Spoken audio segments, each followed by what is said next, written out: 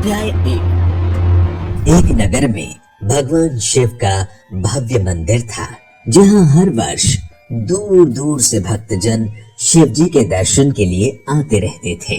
श्रावण का महीना था। दूर दूर से कांवड़िए कांवड़ लेकर भगवान शिव को जलाभिषेक करने आए हुए थे। मंदिर का परिसर भक्तों की भीड़ से भरा हुआ था। तभी अचानक आकाश में बिजलियां हुई और सोने का एक थाल उतरा। उसी के साथ एक भविष्यवाणी हुई कि जो कोई भगवान शंकर का सच्चा भक्त और प्रेमी होगा, उसी को ये थाल मिलेगा। मंदिर के परिसर में उपस्थित सभी लोगों ने ये भविष्यवाणी सुनी। धीरे धीरे सभी इकट्ठे हो गए। जो लोग मंदिर की व्यवस्था देखते थे, उन्हें तो पूरा विश्वास था कि ये थाल हमें ही मिलेगा। इसीलिए वे सबसे आगे जाकर खड़े हो गए। सबसे पहले एक पंडित जी आए और बोले, देखिए, मैं प्रतिदिन महादेव का अभिषेक करता हूँ, अतः मैं ही भोलेनाथ का सबसे निकटवर्ती प्रेमी और भक्त हूँ, इसीलिए थाल मुझे मिलना चाहिए। इतना कहकर पंडित जी ने थाल उठाया। जैसे ही पंडित जी ने थाल उठाया, थाल पीतल का हो गया। ये देखकर पंडित जी बड़े लज्जित हुए। उन्होंने थाल यथास्थान पर रखा और वहां से निकल गए। इसी प्रकार वहां उपस्थित सभी पंडितों ने खुद को आजमाया, लेकिन शायद उनमें से कोई भी सच्चा भक्त नहीं था। उन्हें भी थाल यथास्थान पर रखकर चले जाना पड़ा। इसके बाद उस नगर के राजा का आगमन हुआ। जब राजा आगे आए और बोले, मैंने महादेव के मंदिर में बड़ी भारी दान दक्षिणा दी है, इसीलिए ये थाल मुझे मिलना चाहिए। इतना कहकर राजा साहब आगे बढ़े और थाल उठाया। जैसे ही राजा ने थाल उठाया, थाल तांबे का हो गया। ये देखकर महाराज भी लज्जित हुए और थाल यथास्थान पर रखकर एक तरफ खड़े हो गए। इसके बाद इसी तरह एक से बढ़कर एक दानी, महात्मा और भक्त पधारे और थाल उठाया, लेकिन किसी के हाथ में कुछ तो किसी के हाथ में कुछ हो गया, लेकिन सोने का नहीं रहा। तब लोगों को पता चला कि हम में से कोई भी महादेव का सच्चा भक्त नहीं है। उसी समय एक किसान का आगमन हुआ। वो बेचारा महीनों बाद आज चातुर्मास के सोमवार के शुभ अवसर पर शिव जी के दर्शन करने आया था। गरीबी और गृहस्थी के बोझ तले दबा दिन रात खेतों में मेहनत मजदूरी करके अपना और अपने परिवार का गुजारा करता था। अभी रास्ते में ही आ ही रहा था कि कोई भिखारी मिल गया और कुछ खाने को मांगने लगा। इस किसान को दया आ गई। अपने खाने के लिए जो खाना लाया था, वो उसने उस भिखारी को दे दिया। थाल के बारे में इसने भी सुना था, लेकिन इसने उस ओर कोई ध्यान नहीं दिया। सीधा मंदिर गया और महादेव का पूजन करके बाहर आ गया। परिक्रमा करके जब वो जाने लगा, तभी पीछे से एक व्यक्ति बोला, भाई, तुम भी थाल उठाकर देख लो, हो सकता है तुम ही वो सच्चे भक्त हो जिसके लिए ये थाल आया है। किसान को लगा वो व्यक्ति उसका मजाक बना रहा है। किसान ने हंसते हुए कहा, भाई, मैं तो कभी कोई पूजा पाठ भी नहीं करता, महीनों में एक आध बार मंदिर आ पाता हूँ, मैं काय का सच्चा भक्त। वो अजनबी बोला, भाई, हम तो देख चुके हैं, हमारी भक्ति तो 2 कौड़ी की भी नहीं है। अब तुम भी अपना हाथ लगाकर देख लो, सोने का थाल मिले न मिले, किंतु पता तो चल जाएगा कि तुम्हारी भक्ति में कितनी सच्चाई है। लोगों के बहुत आग्रह करने पर आखिर उस भोले भाले किसान ने जाकर थाल उठा ही लिया। जैसे ही उसने थाल उठाया, लोगों के आश्चर्य का ठिकाना नहीं रहा। सोने का थाल रोशनी से चमचमाने लगा। ये देख सब लोग में खुशियों की लहर दौड़ गई। सभी लोग उसके जयकारे लगाने लगे और पूछने लगे कि भाई, तुम ही सच्चे भक्त हो। अब हमें भी बता दो कि कैसी भक्ति करते हो जिससे महादेव तुमसे इतने प्रसन्न हैं। तो किसान ने बोला, भाई, मैं कोई भक्ति नहीं करता, मैं केवल दिन भर खेतों में काम करता हूँ और थोड़ा समय निकालकर जरूरतमंद लोगों की मदद करता हूँ। इसके अलावा मैं कोई विशेष कार्य नहीं करता। लोग पूछने लगे, तुम लोगों की मदद क्यों करते हो? हंसते हुए किसान बोला, सुकून। दूसरों के चेहरे पर मुस्कान देखकर मुझे जो आनंद और खुशी होती है उसे मैं शब्दों में बयान नहीं कर सकता। शायद यही कारण है कि महादेव मुझसे खुश हैं। इसीलिए मित्रों, हमेशा याद रखें, सत्कर्म का आरंभ भी आनंद से होता है और अंत भी आनंददायक होता है। दुष्कर्म का आरंभ भी दुख से होता है और अंत भी दुखदायक होता है।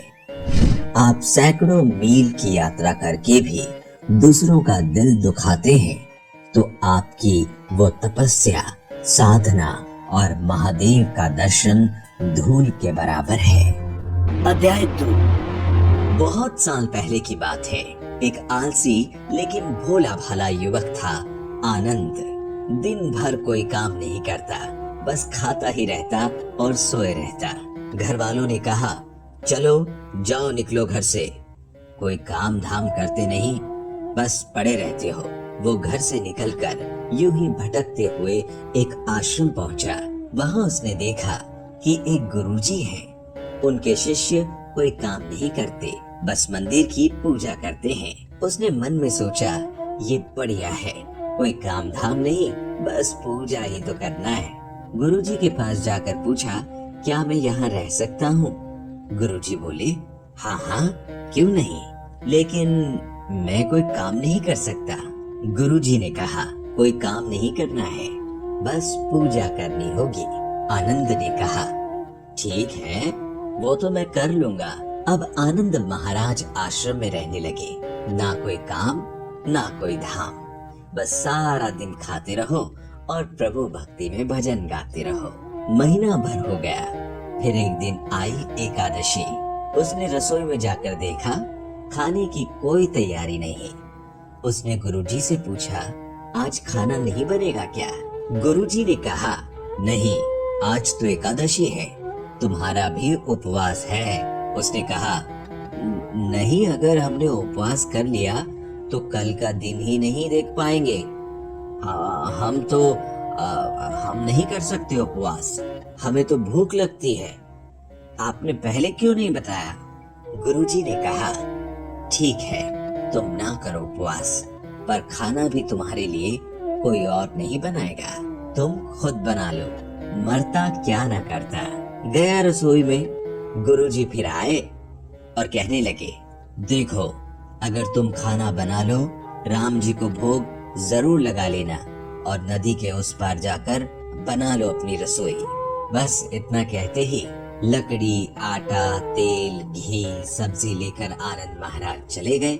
जैसा तैसा खाना भी बनाया, खाने लगा तो याद आया, गुरुजी ने कहा कि राम जी को भोग लगाना मत भूलना। लगा भजन गाने, आओ मेरे राम जी भोग लगाओ जी, आओ मेरे राम जी भोग लगाओ जी। प्रभु राम आइए, श्री राम आइए, मेरे भोजन का भोग लगाइए। कोई भी ना आया तो वो बेचैन हो गया कि यहाँ तो भूख लग रही है और राम जी आ ही नहीं रहे। भोला मानस जानता नहीं था कि प्रभु साक्षात तो आएंगे नहीं, पर गुरु जी की बात मानना जरूरी है। फिर उसने कहा, देखो प्रभु राम जी, मैं समझ गया कि आप क्यों नहीं आ रहे हैं। मैंने रूखा सूखा बनाया है और आपको तरमाल खाने की आदत है, इसीलिए नहीं आ रहे हैं ना। तो सुनो प्रभु, आज वहां भी कुछ नहीं बना है, सबको एकादशी है, खाना हो तो ये भोग ही खा लो। श्री राम अपने भक्त की सरलता पर बड़े मुस्कुराए और माता सीता के साथ प्रकट हो गए। भक्त असमंजस में, गुरुजी ने तो कहा था कि राम जी आएंगे, पर यहाँ तो माता सीता भी आई है और मैंने तो भोजन बस 2 लोगों का बनाया है। चलो कोई बात नहीं, आज इन्हें खिला देते हैं। बोला, प्रभु मैं भूखा रह गया, लेकिन मुझे आप दोनों को देखकर बड़ा अच्छा लग रहा है।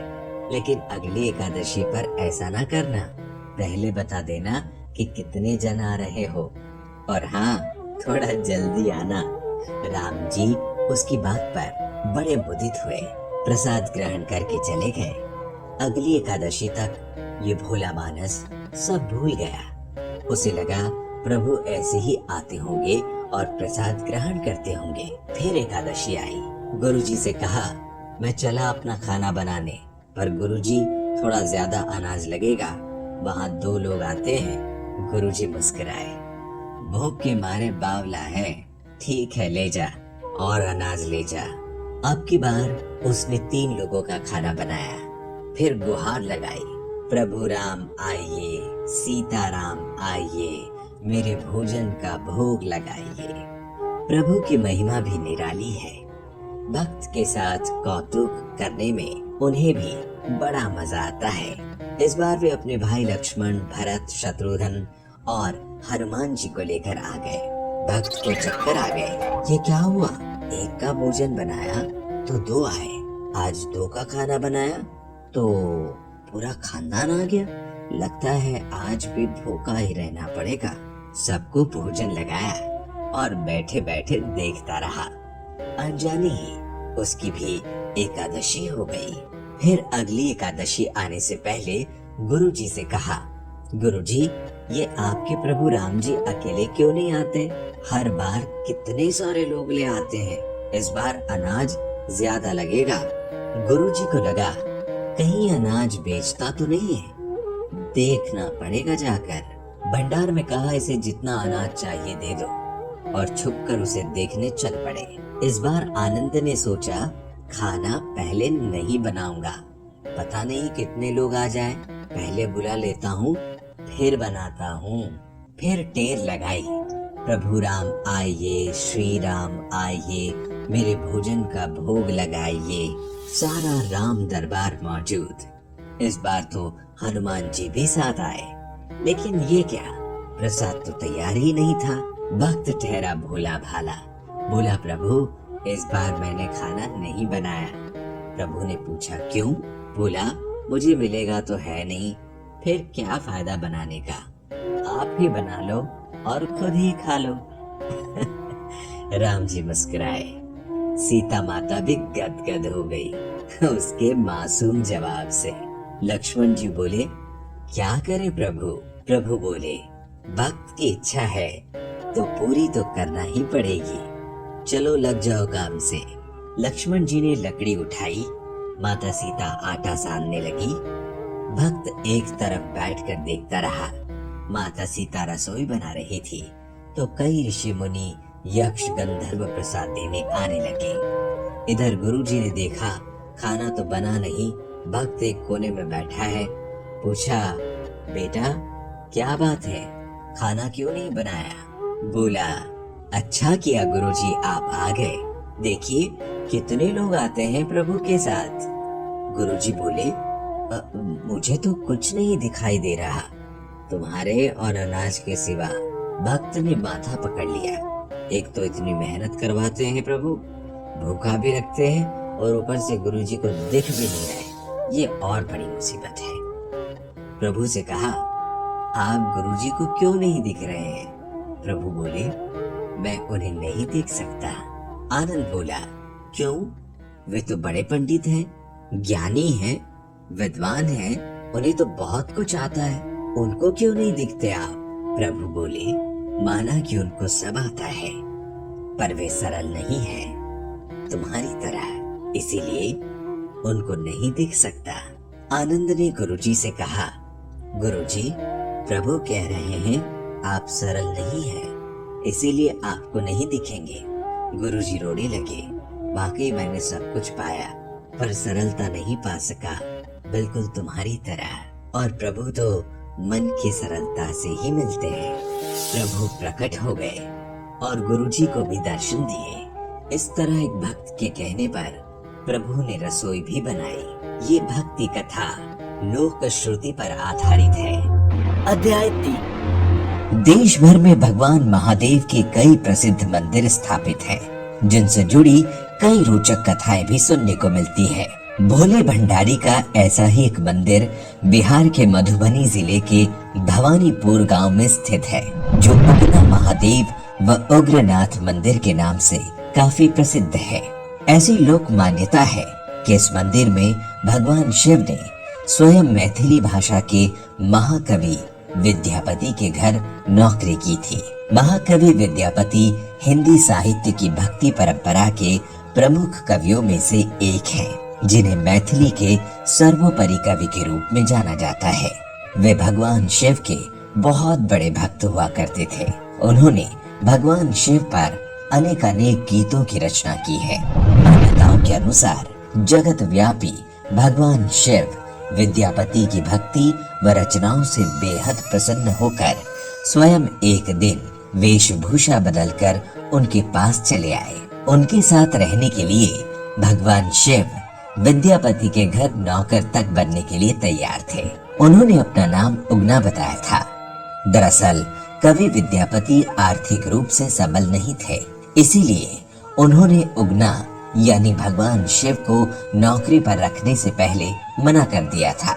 मगर फिर शिव जी के कहने पर ही सिर्फ 2 वक्त के भोजन पर उन्हें रखने के लिए विद्यापति तैयार हो गए थे। ऐसी कथा है, जब एक दिन विद्यापति राजा के दरबार में जा रहे थे तो तेज गर्मी व धूप से विद्यापति का गला सूखने लगा, मगर आसपास जल नहीं था। इस पर साथ चल रहे विद्यापति ने उगना यानी शिव जी से जल लाने के लिए कहा। तब शिव ने थोड़ी दूर जाकर अपनी जटा खोली व 1 लोटा गंगा जल ले आए। जल पीते ही विद्यापति को गंगा जल का स्वाद आया। उन्होंने सोचा कि इस वन के बीच ये जल कहां से आया। इसके बाद कि कहीं उगना स्वयं शिव तो नहीं।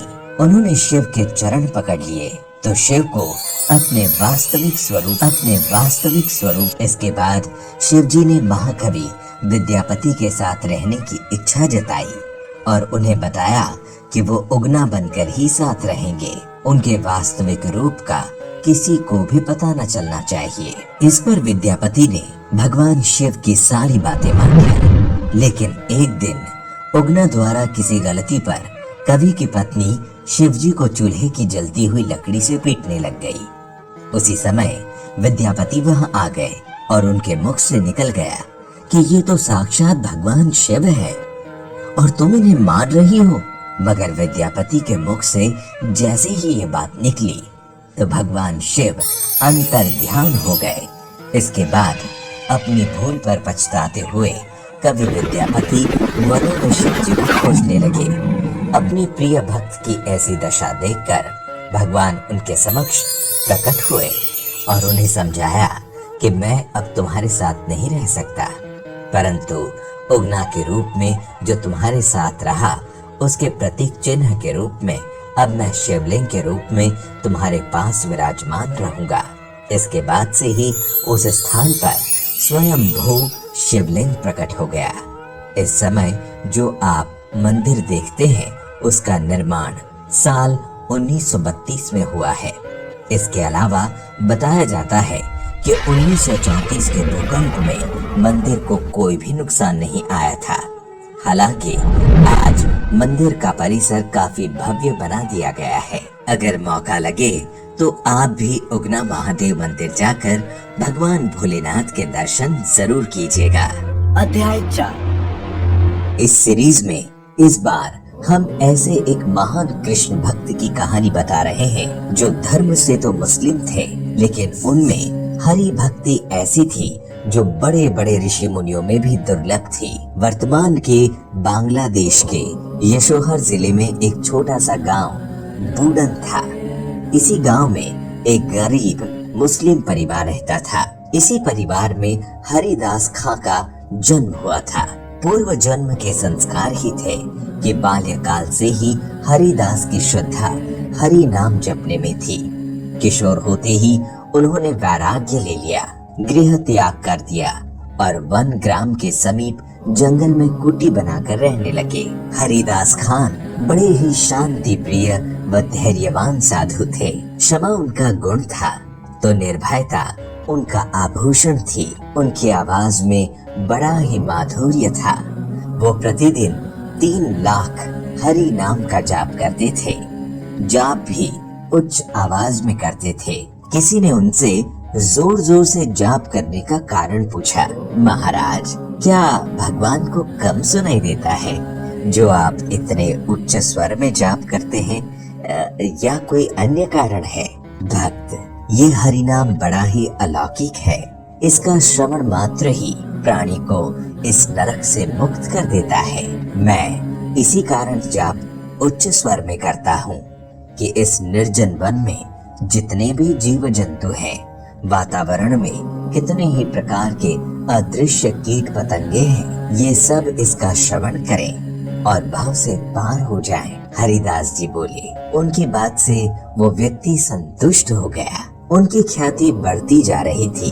कितने ही लोग अपना आदर्श मानकर उनके भगवत भक्त हो गए। उनकी ख्याति से कुछ लोग चिढ़ते भी थे, जिनमें रामचंद्र खां नाम का एक जमींदार था। उसने उनकी साधना और कीर्ति को नष्ट करने का षड्यंत्र रचा और एक वैश्या को धन का लालच दिया। वैश्या तो धन की दीवानी थी ही, उसने तत्काल सहमति दे दी। रूप और सौंदर्य की साक्षात मूर्ति उस वैश्या ने श्रृंगार किया और रात्रि के समय हरिदास जी की कुटिया में पहुंच गई। लेकिन वो तो भगवान की आराधना में लीन थे। उनका मनोहर रूप देखकर वैश्या उन पर आसक्त हो गई। एक तो उसका उद्देश्य भी ऐसा ही था, दूसरे हरिदास जी की तेजस्वी मुख मुद्रा से उसके मन में काम का विकार आ गया। वो निर्लज होकर निर्वस्त्र हो गई और रात भर उनके साथ कुछ चेष्टाएं करने का प्रयास करती रही। रात्रि भर वो वैश्या हरिदास जी की समाधि भंग करने का प्रयास करती रही, परंतु सफल न हो सकी। प्रातः काल होने पर उसने अपने वस्त्र पहने और चलने को तैयार हुई। देवी, क्षमा चाहता हूँ, समाधिस्थ होने के कारण मैं आपसे बातें न कर सका। आप किस प्रयोजन से आई थी? वो मुस्कुराकर चली गई। 3 रात लगातार वो अपने प्रयास में विफल रही। वो साधु किंचित मात्र भी अपने तप से नहीं टिका था, जबकि उस वैश्या के कानों में निरंतर हरिनाम की आवाज गूंजने से उसका अंतकरण शुद्ध हो गया था। वो 4थी रात्रि भी आई। हरिदास जी उस वक्त भी पूर्ण भाव से भगवत भजन में लीन थे। इतने लीन थे कि उनकी आंखों से अश्रुधारा बह रही थी। वैश्या को आत्मग्लानि हो उठी। ये साधारण साधु नहीं है। वो सोचने लगी, जो मुझ जैसी परम सुंदरी की उपस्थिति का आभास तक नहीं करता, वो अपनी ही धुन में लीन रहता है, तो निश्चय ही इसे किसी अलौकिक आनंद की प्राप्ति हो रही है। अवश्य ही इसे कोई अन्य ऐसा आनंद प्राप्त है जिसके समक्ष संसार के सब रूप इसके सामने फीके लगते हैं। वैश्या उसे पथ भ्रष्ट करने आई थी और स्वयं ही सदमार्ग पर चल पड़ी। उसे हरिदास जी ने दीक्षित करके तपस्विनी बना दिया। उन्होंने उस स्थान को उसे ही सौंपा और स्वयं हरिनाम प्रचार करने चल पड़े। वैश्या उसी कुटिया में हरिनाम गाने लगी। ये साधु संग और हरिनाम श्रवण का प्रताप था कि वो वैश्या भी आगे चलकर भगवान की परम भक्त बनी। हरिदास वहां से चलकर शांतिपुर पहुँचे। शांतिपुर में मुस्लिम शासक था। उस धर्माध शासक के फतवे से हिंदुओं को अपना धर्माचरण करना कठिन हो रहा था। ऐसे में हरिदास जी मुस्लिम होकर भी हिंदू आचरण करते हरिनाम लेते थे। कुछ मुस्लिम अधिकारियों को ये बात बुरी लगी। उन्होंने बादशाह को ये बात बढ़ा चढ़ाकर बताई। बादशाह के तत्काल हरिदास जी की गिरफ्तारी का हुक्म दिया। उन्हें पकड़कर जेल में डाल दिया गया। ये खबर आग की तरह हरिदास जी के भक्तों में फैली। सब बड़े दुखी हुए और ऐसे अन्यायी बादशाह की सर्वत्र भर्त्सना होने लगी। इधर हरिदास जी जेल में भी हरिनाम जाप करते रहे। जेल के अन्य बंदी भी उनके भक्त हो गए। स्थिति काबू से बाहर होती देखकर अधिकारियों ने मुकदमा चलाया। उन्हें अदालत में काजी के सामने लाया गया। हरिदास, तुम बड़े भाग्यों से तो मुसलमान के घर में जन्मे, फिर भी काफिरों के देवता का नाम लेते हो, उन्हीं जैसा आचरण करते हो। हम तो हिंदू के घर का पानी भी नहीं पीते। ये महापाप तुम न करो, इसके लिए तुम्हें जहन्नुम की आग में झुलसना होगा। अब तुम कलमा पढ़ लो तो तुम पाक हो जाओगे। हे काजी साहब, इस संसार का मालिक एक है। उसकी दृष्टि में तनाव की अलग अलग कौम नहीं है, हमने ही उसे बांट रखा है।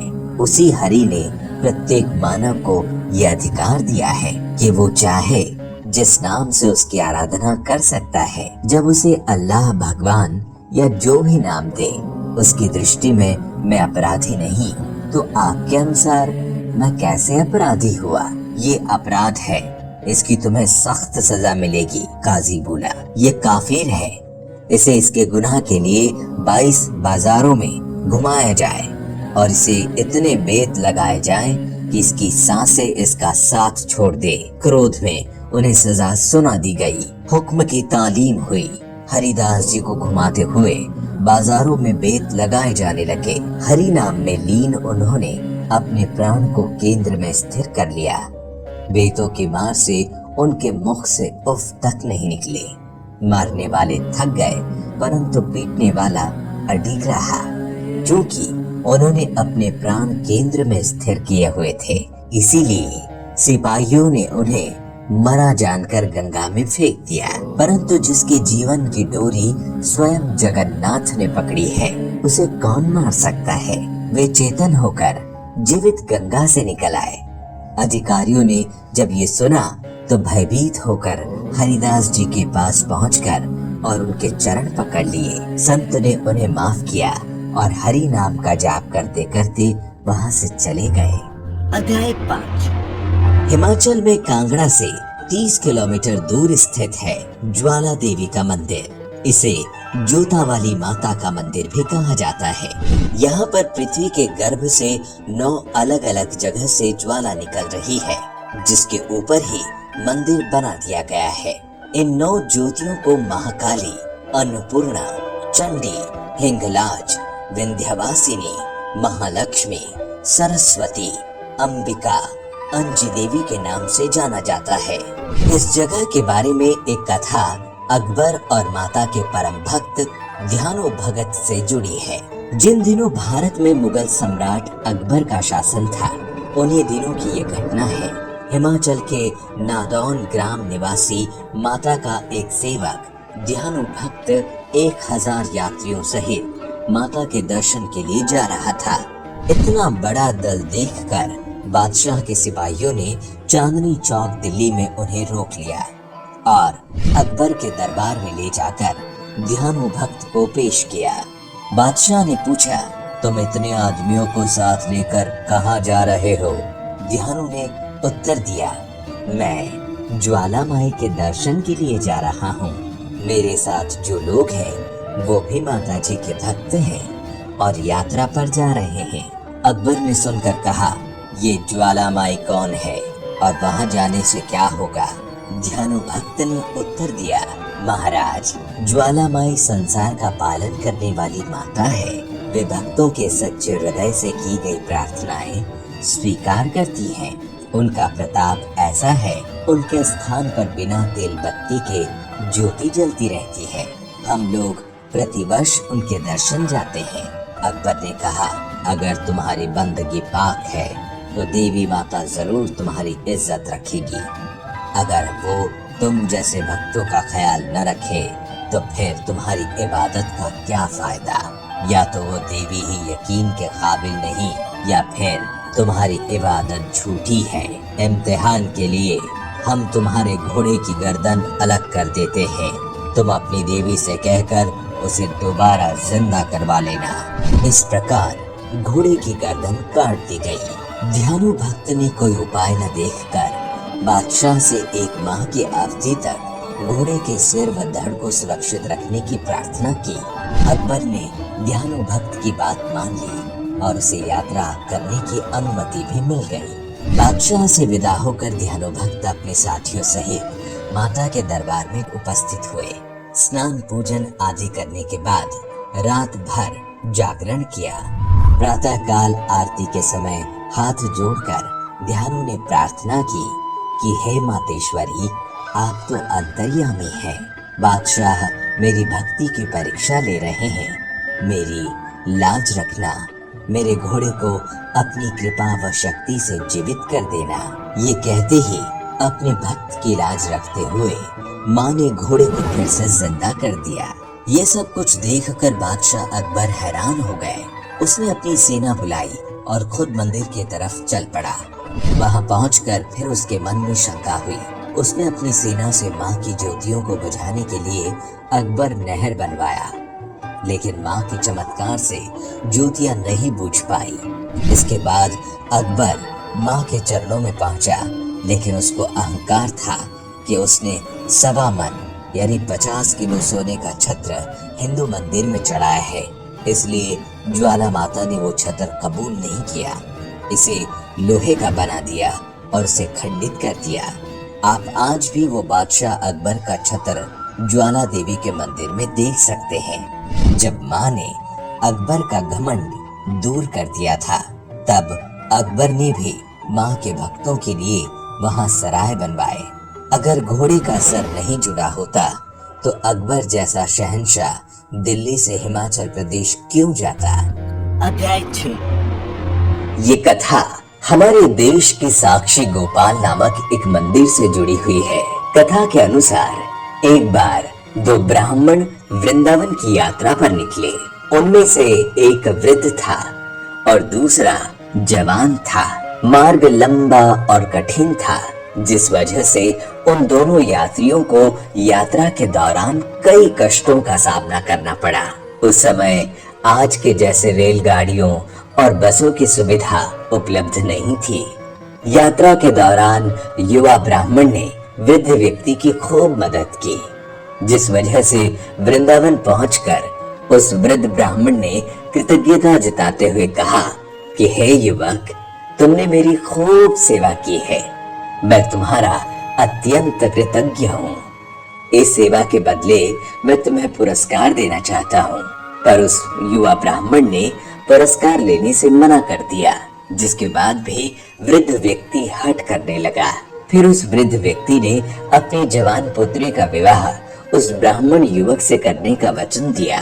ब्राह्मण युवक ने वृद्ध व्यक्ति को समझाया कि ऐसा नहीं हो सकता, क्योंकि आप बहुत अमीर हैं और मैं तो बहुत ही गरीब ब्राह्मण हूँ। फिर भी वृद्ध व्यक्ति अपने हठ पर अड़ा रहा और फिर कुछ दिन तक वृंदावन रहने के बाद दोनों घर लौट आए। वृद्ध व्यक्ति ने सारी बातें घर पर आकर बताई कि उसने अपनी बेटी का विवाह एक ब्राह्मण से तय कर दिया है, पर पत्नी को ये सब मंजूर नहीं था। उस वृद्ध पुरुष की पत्नी ने कहा, यदि आप मेरी पुत्री का विवाह उस युवक से करेंगे तो मैं आत्महत्या कर लूंगी। कुछ समय व्यतीत होने के बाद ब्राह्मण युवक को चिंता होने लगी कि वृद्ध अपने वचन को पूरा करेगा या नहीं। फिर ब्राह्मण युवक से रहा न गया और उसने वृद्ध ब्राह्मण के पास जाकर उसको अपना वचन याद करवाया। वो वृद्ध पुरुष मौन रहा और उसे डर था कि अगर वो अपनी बेटी का विवाह इससे करवाता है तो उसकी पत्नी अपनी जान दे देगी। और वृद्ध पुरुष ने कोई उत्तर नहीं दिया। तब ब्राह्मण युवक उसे उसका दिया हुआ वचन याद करवाने लगा। तभी वृद्ध ब्राह्मण के बेटे ने उस ब्राह्मण युवक को ये कहकर घर से निकाल दिया कि तुम झूठ बोल रहे हो, तुम मेरे पिता को लूटने के लिए आए हो। फिर ब्राह्मण युवक ने कहा कि ये सारे वचन तुम्हारे पिताजी ने शिव विग्रह के सामने दिए थे। तब वृद्ध व्यक्ति का ज्येष्ठ पुत्र, जो भगवान को नहीं मानता था, युवक को कहने लगा, अगर तुम कहते हो भगवान इस बात के साक्षी है तो यही सही। अगर भगवान प्रकट होकर ये साक्ष्य दे कि मेरे पिता ने वचन दिया है तो तुम मेरी बहन के साथ विवाह कर सकते हो। तब युवक ने कहा, हाँ, मैं भगवान श्री कृष्ण से कहूंगा कि वे साक्षी के रूप में आए। उसे भगवान श्री कृष्ण पर पूरा विश्वास था कि भगवान श्री कृष्ण उसके लिए वृंदावन से जरूर आएंगे। फिर अचानक वृंदावन के मंदिर की मूर्ति से आवाज सुनाई दी कि मैं तुम्हारे साथ कैसे चल सकता हूँ, मैं तो मात्र एक मूर्ति हूँ। तब उस युवक ने कहा कि अगर मूर्ति बात कर सकती है तो साथ भी चल सकती है। तब भगवान श्री कृष्ण ने युवक के समक्ष एक शर्त रख दी कि तुम मुझे किसी भी दिशा में ले जाना, मगर तुम पीछे पलट कर नहीं देखोगे। तुम सिर्फ मेरे नुपुरों की ध्वनि से ये जान सकोगे कि मैं तुम्हारे पीछे आ रहा हूँ। युवक ने उनकी बात मान ली और वो वृंदावन चल पड़े। जिस नगर में जाना था वहां पहुंचने के बाद युवक को नुपुरों की ध्वनि आना बंद हो गई। युवक ने धैर्य न धारण कर सकने के कारण पीछे मुड़कर देख लिया। मूर्ति वहीं पर स्थिर खड़ी थी। अब मूर्ति आगे नहीं चल सकती थी क्योंकि युवक ने पीछे मुड़कर देख लिया था। वो युवक दौड़कर नगर पहुंचा, सब लोगों को इकट्ठा करके कहने लगा कि देखो, भगवान श्री कृष्ण साक्षी रूप में आए हैं। लोग स्तंभित थे कि इतनी बड़ी मूर्ति इतनी दूरी से चलकर कैसे आई। फिर भगवान श्री कृष्ण की मूर्ति ने सबके सामने ब्राह्मण युवक की गवाही दी। उसके बाद वृद्ध ब्राह्मण की पुत्री के साथ उसका विवाह संपन्न हुआ। विवाह के बाद उस युवा ब्राह्मण ने श्री विग्रह के सम्मान में उस स्थल पर एक मंदिर बनवा दिया और आज भी लोग इस मंदिर में श्री गोपाल की पूजा करते हैं। अध्याय 7। मध्य प्रदेश के आगर मालवा के बैजनाथ महादेव का मंदिर प्रसिद्ध है। कथा उस समय की है जब भारत में अंग्रेजों का शासन था। कर्नल मार्टिन एक बार शत्रु सेना से घिर गए थे। तब स्वयं महादेव उनके प्राण बचाने आए थे। 1879 में अंग्रेज सेना और अफगानों के बीच लड़ाई चल रही थी। अंग्रेज सेना की ओर से कर्नल मार्टिन को युद्ध की जिम्मेदारी सौंपी गई। मार्टिन अफगानिस्तान चले गए। उस समय जल्द संदेश भेजने के लिए कोई साधन नहीं थे। पत्र ही समाचार जानने का जरिया था। लेकिन युद्ध के हालात में पत्र भेजना खतरे से खाली नहीं था। उस समय भी मार्टिन रोज पत्र लिखते और अपनी कुशलता का समाचार परिजनों तक बताते। कुछ दिन तक उनके पत्र नियमित आते रहे, लेकिन एक दिन पत्र नहीं आया। फिर तो कुछ दिनों तक मार्टिन का कोई समाचार नहीं मिला। उनके परिजन पत्र का इंतजार कर रहे थे। मन में अनेक आशंकाएं पैदा हो रही थी। एक दिन की बात है, कर्नल मार्टिन की पत्नी कहीं जा रही थी। रास्ते में बैजनाथ महादेव का मंदिर था। उस समय लोग भगवान की आरती कर रहे थे। वे मंदिर में गई और वहां पुजारियों से पूजा करने के बारे में पूछने लगी। मंदिर के पुजारी ने कहा, ये भगवान शिव हैं, इनके लिए कुछ भी असंभव नहीं है, ये सब कुछ कर सकते हैं। भक्त का संकट कैसा भी क्यों न हो, ये उसे दूर करने की शक्ति रखते हैं। मार्टिन की पत्नी को आश्चर्य हुआ और मन में एक शक्ति का एहसास भी हुआ। वो बोली, मेरे पति युद्ध भूमि में है, न जाने अफगानिस्तान में कैसे हालात होंगे। मेरे मन में कई आशंकाएं पैदा हो रही है। ये कहते हुए उनकी आंखों में आंसू आ गए। ये देख पुजारी ने उन्हें दिलासा देते हुए कहा, आप धैर्य रखें, भगवान शिव को अपनी पीड़ा बताइए, वे जरूर आपकी मदद करेंगे। श्रीमती मार्टिन ने हाथ जोड़कर भगवान भोलेनाथ से आशीर्वाद मांगा। पुजारियों ने भी उनके पति के लिए प्रार्थना की तथा अनुष्ठान शुरू किया। अनुष्ठान के समापन दिवस पर डाकिया एक पत्र लेकर आया। श्रीमती मार्टिन के मन में पुनः आशंकाएं उत्पन्न होने लगी। उन्होंने लिफाफा खोला। ये उनके पति का पत्र था। उन्होंने लिखा था, हमारी सेना युद्ध कर रही थी, हालात बहुत खराब थे। एक दिन हमें पठानों ने घेर लिया। मुझे महसूस हुआ कि आज जीवन का अंतिम दिन है। मेरे कई सैनिक शहीद हो चुके थे, मृत्यु निकट थी। मैंने आंखें बंद कर भगवान को याद किया। इतने में न जाने कहां से एक व्यक्ति आया। उसके बड़े बड़े बाल थे। उसने हाथ में कोई नोकदार हथियार ले रखा था। उसे देखते ही पठान भागने लगा। इस तरह मेरे प्राण बचे उस व्यक्ति ने मुझे दिलासा दी कि घबराओ नहीं, मैं तुम्हारे लिए ही आया हूँ। पत्र पढ़कर श्रीमती मार्टिन का भगवान शिव पर विश्वास दृढ़ हो गया। कुछ दिनों बाद जब कर्नल मार्टिन कुछ सकुशल भारत आ गए, उन्होंने घटनाएं विस्तार से बताई। किसी अंग्रेज का भगवान शिव पर ऐसा विश्वास लोगों के लिए आश्चर्य का विषय था। बाद में कर्नल ने पूरे शहर में से चंदा इकट्ठा किया और खुद की ओर से राशि मिलाकर भगवान शिव के मंदिर का जीर्णोद्धार करवाया। आज भी लोग यहाँ भगवान भोलेनाथ के दर्शन के लिए आते हैं। उन अंग्रेज दंपत्ति की शिव भक्ति को भी लोग नमन करते हैं। ये वर्ष 1883 की बात है। उस जमाने में मंदिर पर 15,000 रुपए का खर्चा आया था। मंदिर के पास एक शिलालेख लगा है जिस पर उक्त घटना का उल्लेख है। अध्याय 8। एक गांव में एक गरीब ब्राह्मण रहता था जो भगवान शिव का परम भक्त था। वो ब्राह्मण रोज जब तक ब्रह्म मुहूर्त में उठकर नित्य कर्मों से निवृत्त होकर भगवान शंकर की पूजा नहीं कर लेता था, तब तक उसे चैन नहीं पड़ता था। पूजा से जो कुछ भी दान दक्षिणा मिलती थी, उसी से वो ब्राह्मण अपना गुजारा करता था।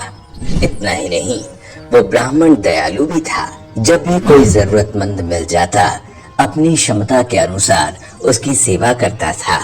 इस कारण शिव के परम भक्त ब्राह्मण गरीबी का जीवन व्यतीत कर रहे थे। उधर ब्राह्मण की इस दानी प्रवृत्ति से उनकी पत्नी उससे चिढ़ती थी, किंतु उनकी भक्ति परायणता को देख उनसे अत्यधिक प्रेम भी करती थी।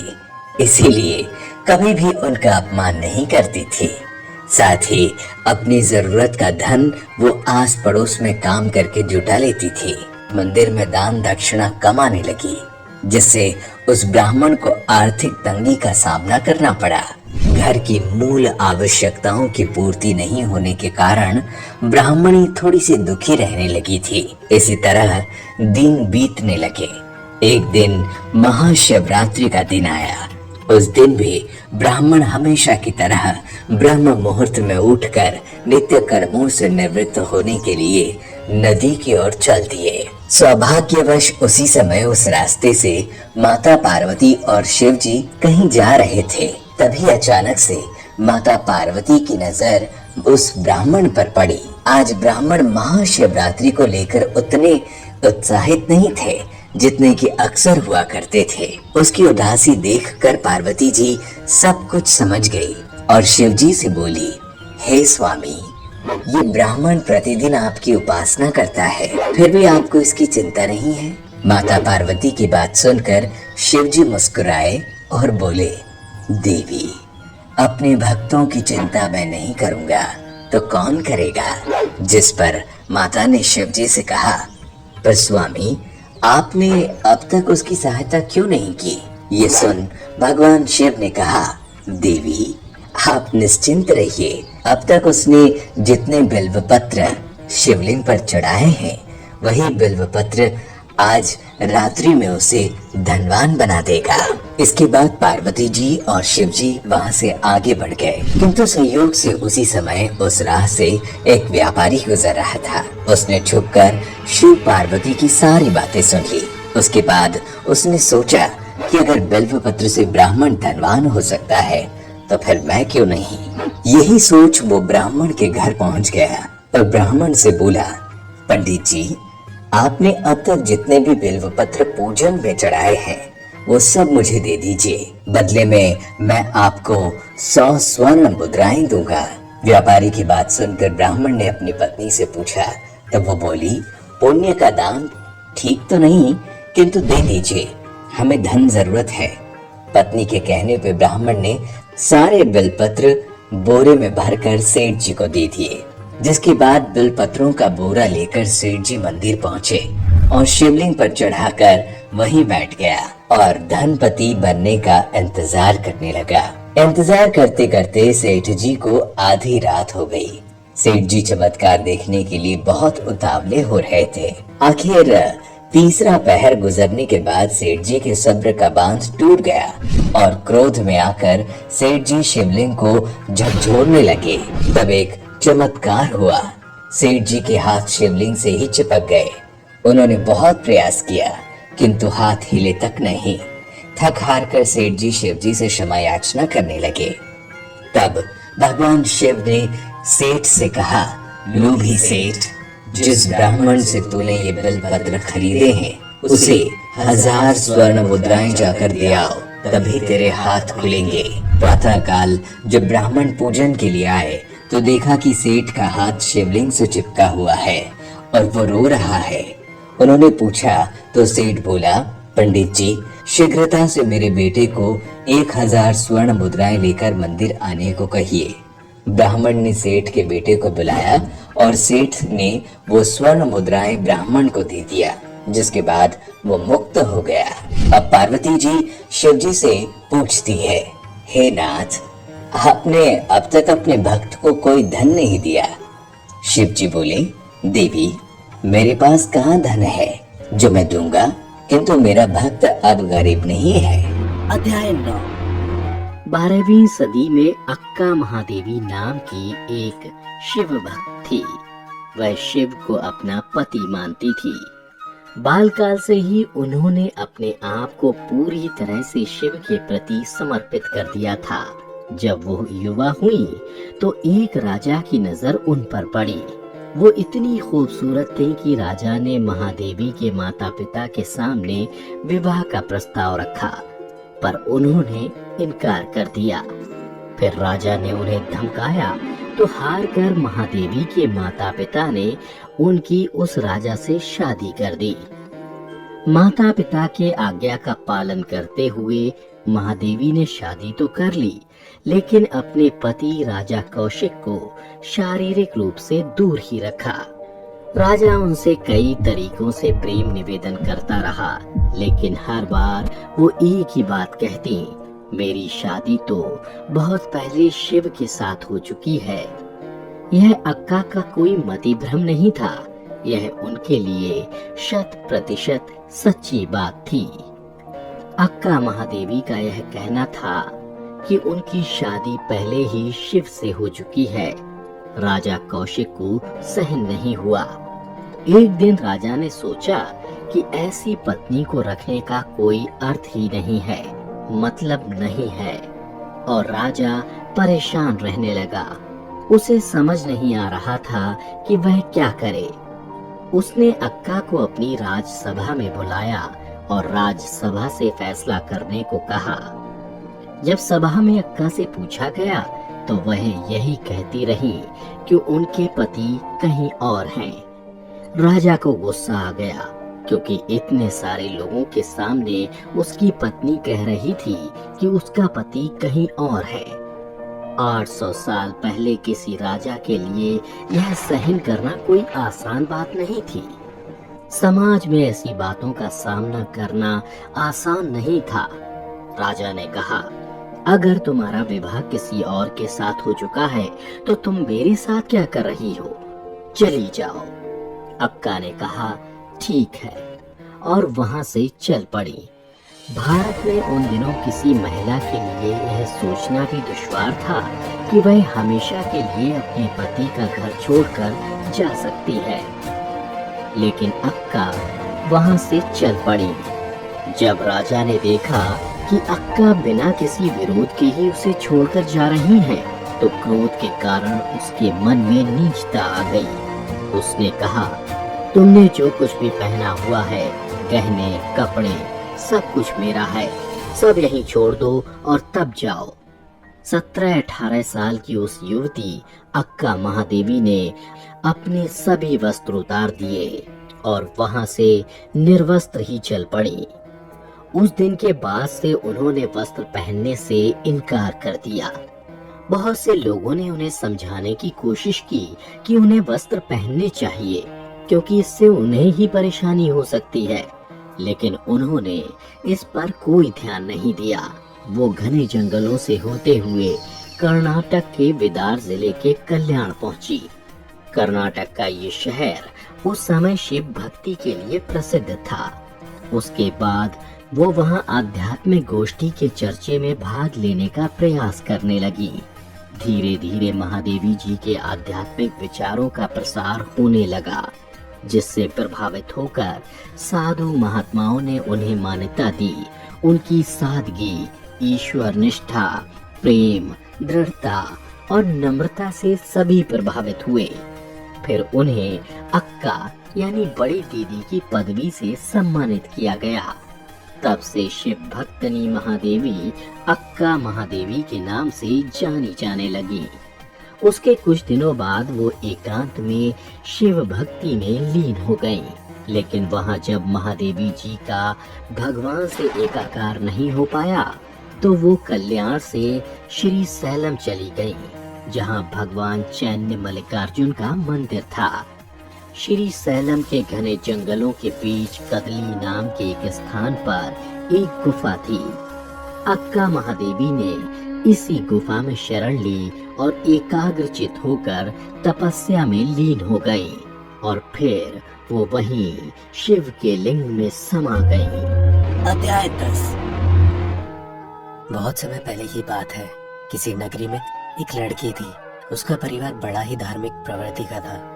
यही वजह थी कि वह भी बचपन से ही धर्म कर्म पर विश्वास रखती थी और लड्डू गोपाल की भक्ति में लीन रहती थी। वह लड़की लगभग हर माह लड्डू गोपाल के दर्शन करने वृंदावन जाती थी और वहां लड्डू गोपाल के दर्शन कर वापस अपने घर आती।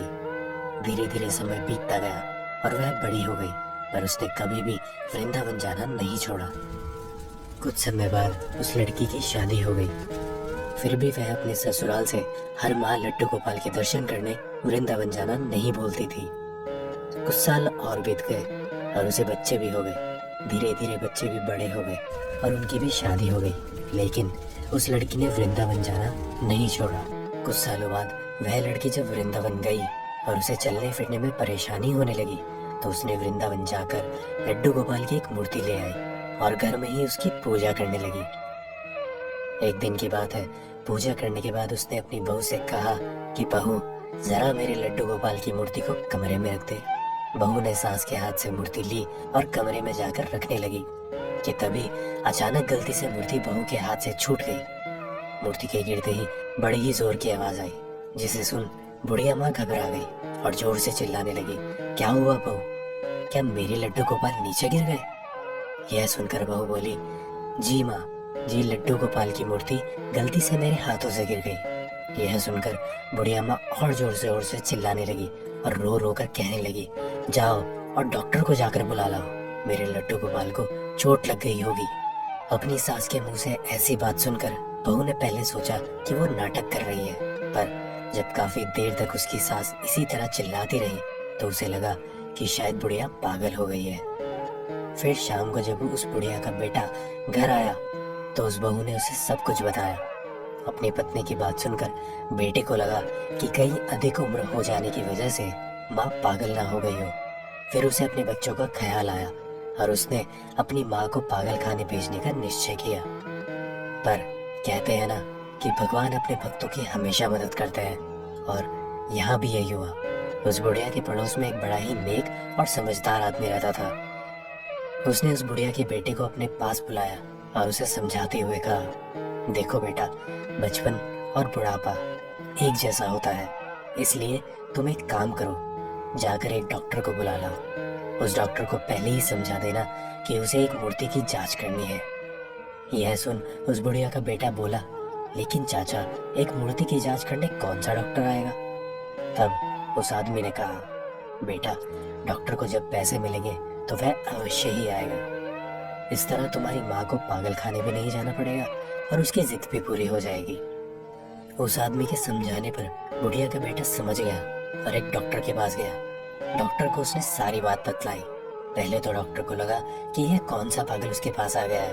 फिर बुढ़िया के बेटे ने डॉक्टर को कहा कि डॉक्टर साहब, आपको कुछ नहीं करना है, बस मेरे घर जाकर मूर्ति के जांच के बाद बस इतना कहना है कि इस मूर्ति में अब कुछ नहीं बचा है, ताकि मेरी माँ को तसल्ली मिल जाए। इसके बदले आपकी जो भी फीस होगी वो मैं दे दूंगा। यह सुनकर डॉक्टर राजी हो गया। अगले दिन सुबह सुबह वह डॉक्टर बुढ़िया के घर आया और आते ही बोला, बुढ़िया माँ, कहाँ है तेरा लड्डू गोपाल? बुढ़िया ने मूर्ति को दिखाते हुए कहा, आओ डॉक्टर साहब, आओ, जरा देखना क्या हो गया मेरे लड्डू गोपाल को। डॉक्टर दूर से ही बोला, बूढ़ी माँ, इसमें तो जान ही नहीं है, ये तो खत्म हो गई है।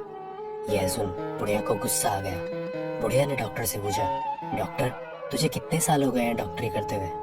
डॉक्टर घबरा गया और बोला, 40 साल। पर क्यों?